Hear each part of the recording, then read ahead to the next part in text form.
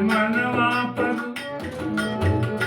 जेके मनवा पर काबू न राखो उ जग में जियान हो गई। जेके मनवा पर काबू न राखो उ जग में जियान हो गई।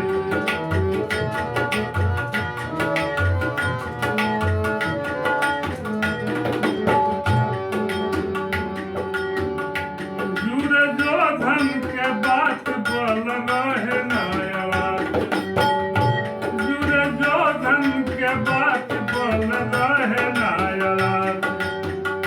जिनके गादा से टंगड़ी तुराइल, जिनके गादा से टंगड़ी तुराइल, माटी उनकर शान हो गई।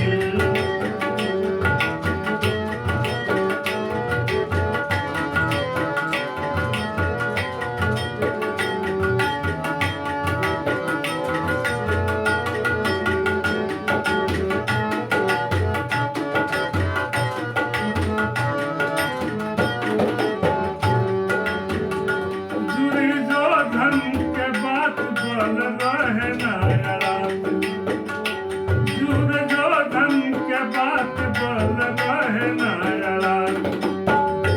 जिनके गादा से कंगड़ी तुराई, माटी उनकर शान हो